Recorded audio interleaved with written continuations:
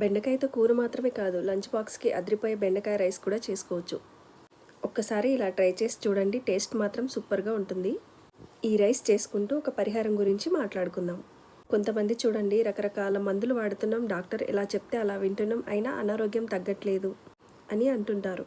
అలాంటి వారి కోసం చాలా మంచి పరిహారం తేలికగా చేసుకోవచ్చు. దీనికి మనం ఏం చేయాలంటే, ఏదైనా అమావాస్య రోజు 1 లేదా 2 కిలోల రాగులు తీసుకొని, ఈ రాగులతోటి ఎవరికైతే అనారోగ్యం ఉందో వాళ్ళు 21 సార్లు దిగదిడుచుకోవాలి. ఒకవేళ వాళ్ళకి ఓపిక లేకపోతే ఇంట్లో వాళ్ళు కూడా ఇలా చేయవచ్చు.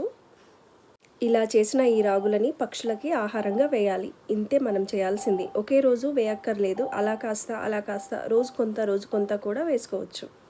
ఇలా పక్షులకి ఆహారం వేయడం వల్ల క్రమేపీ వ్యాధి నిదానించడానికి, తద్వారా త్వరగా కోలుకోవడానికి అవకాశాలు ఏర్పడతాయి. ఏదైనా సరే నమ్మకంతో చేయండి, హాయిగా ఉండండి.